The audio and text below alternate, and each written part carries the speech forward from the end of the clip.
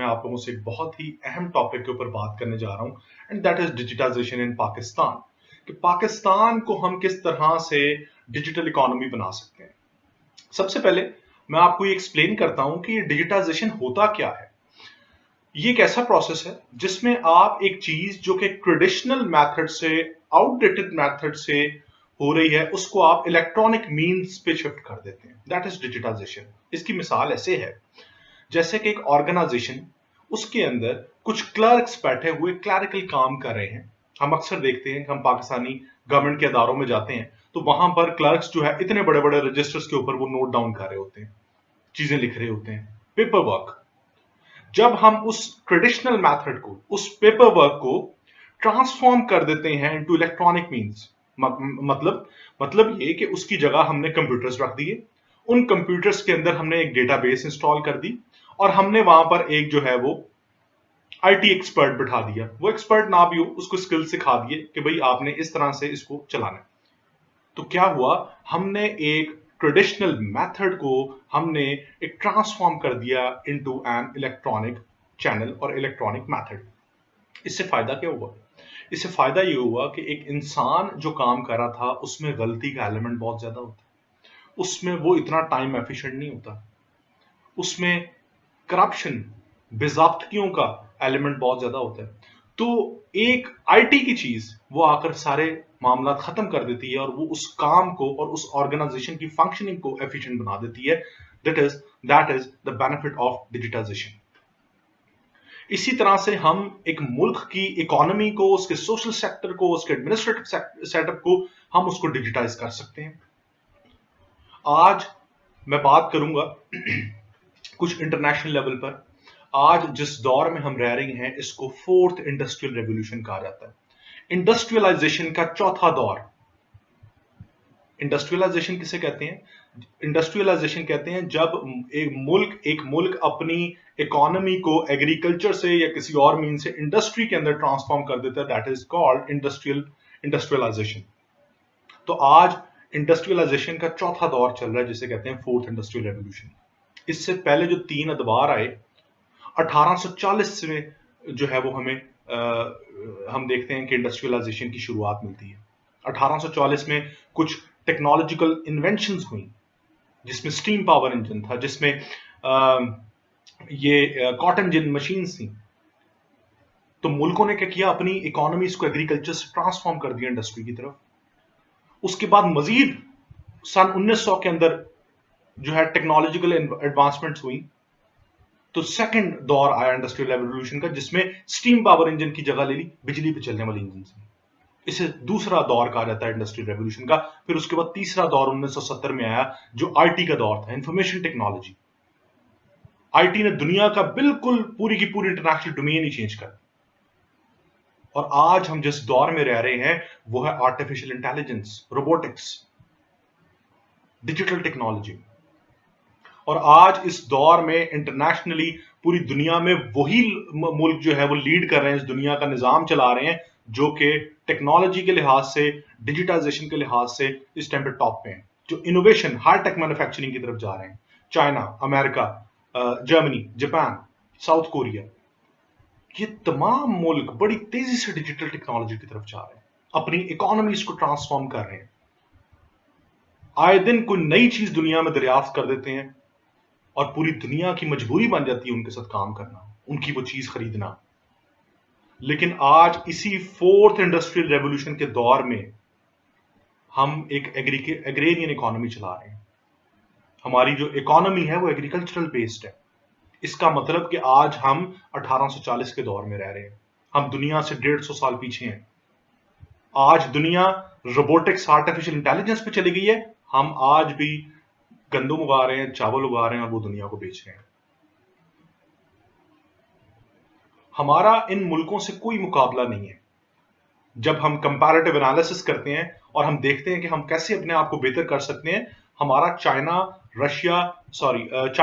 Japan, south Korea, ये America, इनके साथ हमारा कोई कंपैरिजन नहीं बनता। ये हमसे बहुत आगे हैं। लेकिन हम अपना कंपैरिजन एस्टोनिया जैसे मुल्क से तो कर सकते हैं जो कि 1991 में आजाद हुआ सोवियत यूनियन से, रशिया से। एक गरीब मुल्क था। आज एस्टोनिया दुनिया में सबसे ज्यादा तेजी से डिजिटाइज होने वाला मुल्क है। आप में से शायद कई लोगों ने नाम भी ना सुना हो एस्टोनिया का। ये एक बाल्टिक स्टेट है। यूक्रेन, रोमानिया, लाटविया, इन इन ममालिक के साथ ये बिल्कुल रशिया के साथ इसका बॉर्डर है। एक मुल्क जो हमारे 40-45 साल बाद आजाद हुआ, जो कि गरीब मुल्क था, उसने अपनी इकोनॉमी को कैसे ट्रांसफॉर्म किया। ये हमारे लिए लेसन है। हमें सीखना चाहिए, हमें केस स्टडी सामने रखनी चाहिए एस्टोनिया की। हमें देखना चाहिए कि हम में कहां कहां पे फ्लॉज हैं और हम कैसे अपनी इकोनॉमी को जो है डिजिटाइज कर सकते हैं। अब बात करते हैं पाकिस्तान की इकोनॉमी के मसाइल क्या हैं। 2 से 3 बड़े मसाइल हैं। उसके बाद मैं कुछ उसके ऊपर बात करूंगा कि हम अपनी इकोनॉमी को कैसे डिजिटाइज करके इन मसाइल से निकल सकते हैं। सबसे बड़ा मसला इस टाइम अनएम्प्लॉयमेंट का पाकिस्तान में। दूसरा मसला पाकिस्तान में टैक्सेशन का है। पहला मसला अनएम्प्लॉयमेंट और दूसरा टैक्सेशन। पहले मैं इस पे बात करता हूं, फिर मैं आगे जाता हूं। अनएम्प्लॉयमेंट का मतलब कि आपके मुल्क में लोग बेरोजगार हैं, वो पैसा नहीं कमा पा रहे। क्यों? क्योंकि आपके मुल्क में कारोबार नहीं हो रहा, आपके मुल्क में बिजनेसेस नहीं हो रहे, आपके मुल्क में कंपनीज काम नहीं कर रही। उसके लिए मैं आपको 3 पॉइंट्स एजेंडा बताऊंगा कि क्या करना चाहिए, कहां कैसे हम अनएम्प्लॉयमेंट डिजिटल प्रोसेस के थ्रू जो है वो खत्म कर सकते हैं। सबसे पहला पॉइंट है ई रेजिडेंस। ई रेजिडेंस क्या है? ई रेजिडेंस ये है कि पाकिस्तान की गवर्नमेंट को चाहिए कि वो ऐसी पॉलिसी बनाए जिसमें वो दुनिया भर के लोग जो हैं उनको कहें कि जी आप पाकिस्तान में आकर काम करें। फिजिकली नहीं आना, अपनी कंपनीज पाकिस्तान में रजिस्टर करें और अपने मुल्क में बैठकर ये कंपनीज चलाएं। हम आपको कंड्यूसिव एनवायरनमेंट देते हैं, आप अपनी डिजिटल कंपनीज यहां बनाएं हमारे मुल्क में। हम आपको टैक्स एग्जम्पशंस देते हैं, हम आपको हर तरह से फैसिलिटेट करते हैं। आप हमारे मुल्क में आए, वर्चुअली वर्चुअली सिर्फ रजिस्ट्रेशन करवाएं और काम अपने मुल्क से बैठ के करें। हाँ, अगर आपने अब कंपनी खोली पाकिस्तान में, अमेरिका में बैठ के, अब आपको एम्प्लॉयज चाहिए अपनी कंपनी के लिए, आप इंडिया से एम्प्लॉयज ले लें, आप जापान से एम्प्लॉयज ले लें, आप जर्मनी से एम्प्लॉयज ले लें। तो होगा क्या, आपकी कंपनी पाकिस्तान में रजिस्टर्ड होगी लेकिन उस कंपनी का पूरा हायरार्किकल स्ट्रक्चर पाकिस्तान से बाहर काम कर रहा है। This is called E residence. जो बाहर डिजिटल एंटरप्रेन्योर्स हैं, जो आईटी के जो लोग हैं, एक्सपर्ट्स हैं, उनको आप अट्रैक्ट करें अपने मुल्क में कि वो यहां पर आकर अपनी कंपनीज रजिस्टर करवाएं। This is called E residence policy. इसके साथ साथ आपके मुल्क में बेतहाशा जो है वो फ्रीलांसर्स काम कर रहे हैं, जिन्हें डिजिटल नोमैड्स कहा जाता है।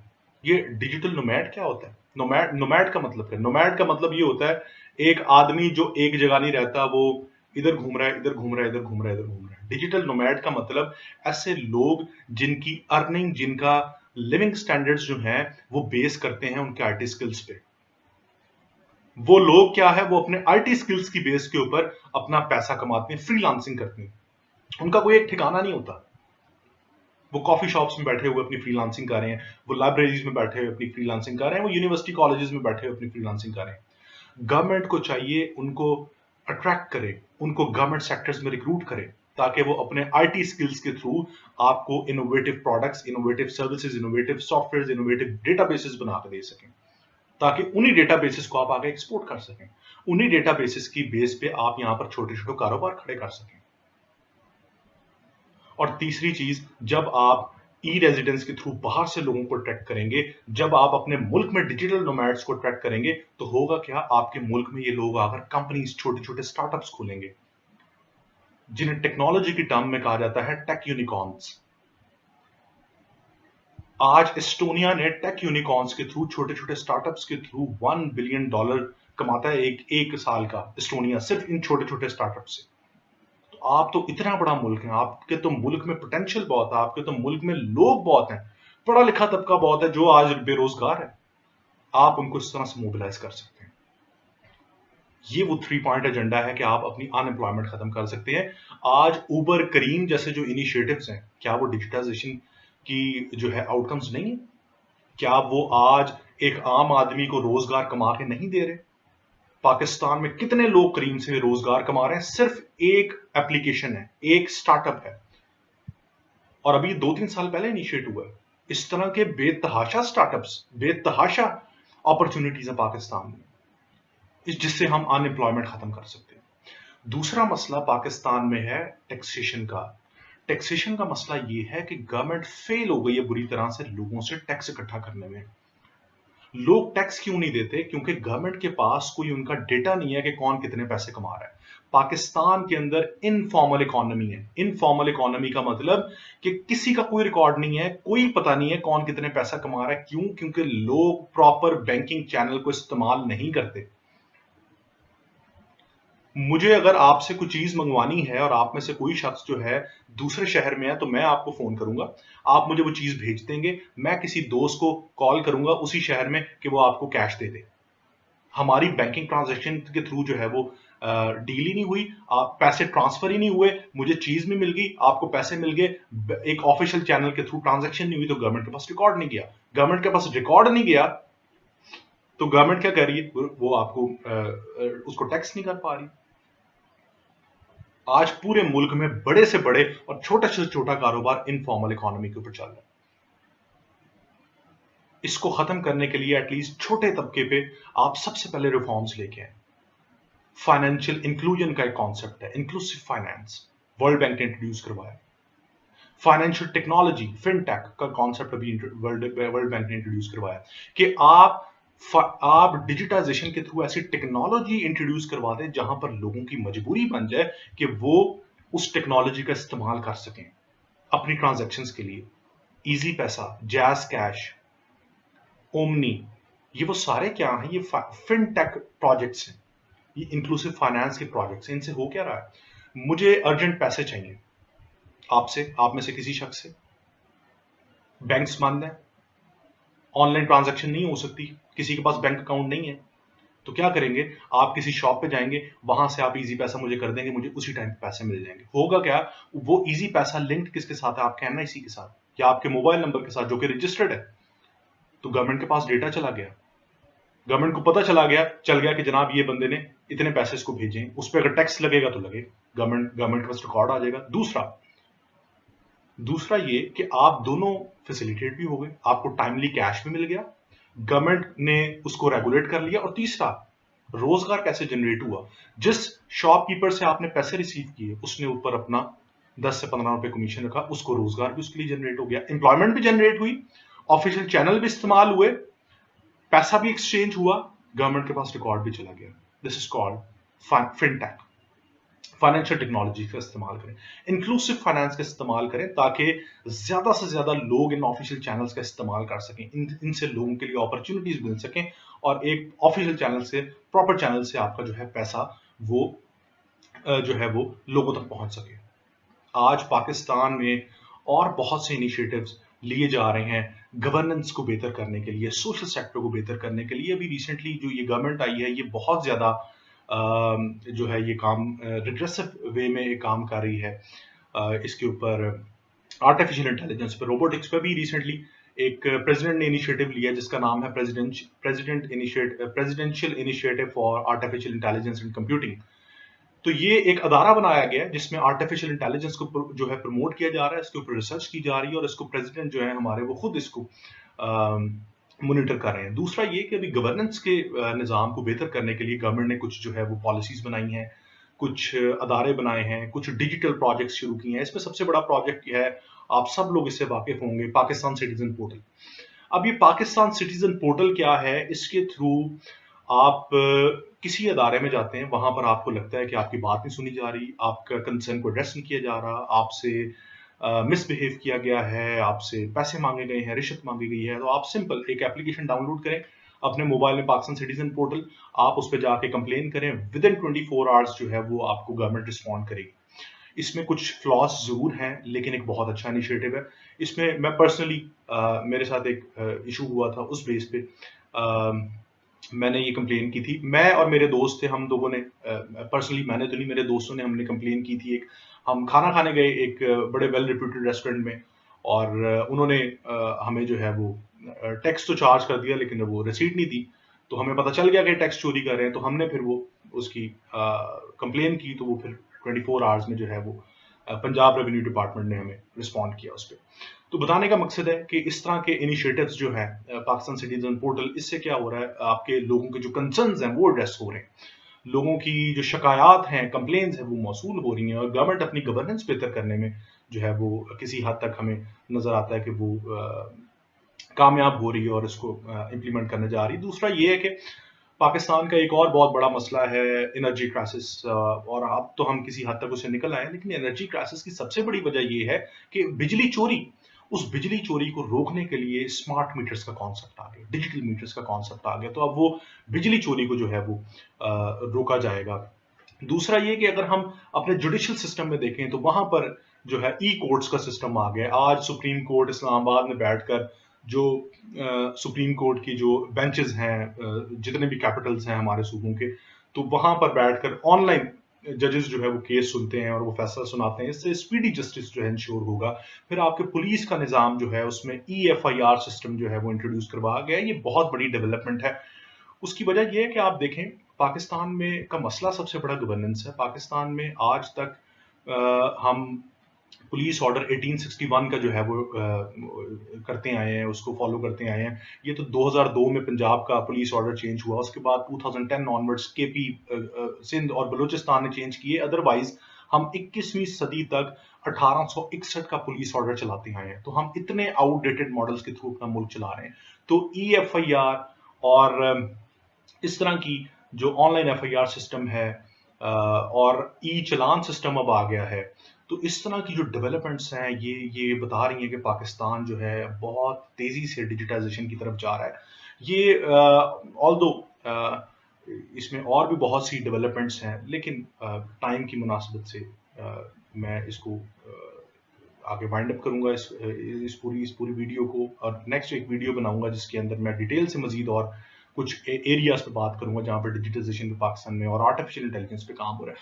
बहरहाल अब मैं बात करता हूं इसकी कि चैलेंजेस क्या हैं। पाकिस्तान को सबसे बड़ा चैलेंज इस डिजिटाइजेशन के प्रोसेस के अंदर है इलिटरेसी। पाकिस्तान के अंदर तालीम का फुकदान एक ये बहुत बड़ा मसला है, और दूसरा बड़ा मसला ये है कि पाकिस्तान में कोई यूनिफॉर्म एजुकेशन सिस्टम नहीं है, जिसकी वजह से हमारे लोग जो है वो बेरोजगार हैं, हमारे लोग पढ़ लिख नहीं सके, हमारे लोगों में IT स्किल्स नहीं है। आज हम तेजी से डिजिटाइजेशन की तरफ जा तो रहे हैं, लेकिन अगर हमारे लोगों को ये स्किल्स नहीं आएंगे, अगर हमारे लोग ये नहीं सीख सकते, तो फिर क्या होगा। दूसरा ये है कि हमारे रिमोट एरियाज में इंटरनेट फैसिलिटीज, बहुत से एरियाज पाकिस्तान में ऐसे हैं जहां तक अभी तक इंटरनेट नहीं आया, तो उन लोगों को डिजिटाइजेशन का फायदा नहीं है। और तीसरी बात ये कि सबसे बड़ा मसला ये है कि एकेडेमिया इंडस्ट्री लिंकेजेस हमारे मुल्क में नहीं है। आज आप सब लोग जब ग्रेजुएट्स होते हैं, हमें इंटर्नशिप अपॉर्चुनिटीज नहीं मिलती, हम ग्रेजुएट होकर अपनी फील्ड्स जो है वो बेरोजगार हम बैठे रहते हैं, हमें इंडस्ट्रीज जो है वो ओन नहीं करती। तो इसके लिए एकेडेमिया इंडस्ट्री लिंकेजेस को स्ट्रॉन्ग करना बहुत इंपॉर्टेंट है। इनोवेशन को और हाईटेक मैन्युफैक्चरिंग को इंश्योर करने के लिए आप एकेडेमिया इंडस्ट्री लिंकेजेस बनाएं। उसका फायदा ये होगा कि आपके जब स्टूडेंट्स यहाँ से पढ़कर जब मार्केट में जाएंगे इंटर्नशिप्स करने, रिसर्च करने, तो वहां पर वो क्या होगा, वहां पर वो प्रैक्टिकल नॉलेज सीखेंगे, और प्रैक्टिकल नॉलेज सीख कर फिर उसको इंप्लीमेंट करेंगे। तो गवर्नमेंट को चाहिए एकेडेमिया इंडस्ट्री लिंकेजेस को प्रमोट करे। और आखिर में मैं ये बात करूंगा कि एक सबसे इंपॉर्टेंट चीज होती है पॉलिटिकल विल और लेजिस्लेशन। तो हमें इस टाइम जरूरत है कि लेजिस्लेशंस की जाएं। हमें जरूरत है कि गवर्नमेंट को चाहिए कि बजट एलोकेट करे, R&D डिपार्टमेंट्स को, रिसर्च एंड डेवलपमेंट को वो फंडिंग करे, और इस चीज को जो है वो प्रमोट किया जाए। जैसा कि मैंने आपको इंपॉर्टेंस बताई कि आज जो हम 4th इंडस्ट्रियल रेवोल्यूशन में तब तक सरवाइव नहीं कर सकते जब तक कि हम अपने आप को सही मायनों में डिजिटाइज नहीं कर लेते। आखिर में मैं ये बात करता चलूंगा कि एक ये भी प्रपोजल है, जितने भी IT एक्सपर्ट्स हैं वो ये कहते हैं कि जी आपको सॉफ्टवेयर टेक्नोलॉजी पार्क्स बनाने चाहिए, आपको जो है डिजिटल इंफ्रास्ट्रक्चर बनाना चाहिए। जब तक आप डिजिटल इंफ्रास्ट्रक्चर नहीं बना सकते, जब तक आप सॉफ्टवेयर टेक्नोलॉजी पार्क्स नहीं बनाएंगे, तब तक जो है आप इन लोगों को फैसिलिटेट नहीं कर सकते। तो डिजिटल इंफ्रास्ट्रक्चर जो है वो एक एसेंस है, एक बेसिक फाउंडेशन है किसी भी मुल्क की, अगर वो डिजिटाइजेशन की तरफ जाना चाह रहा है।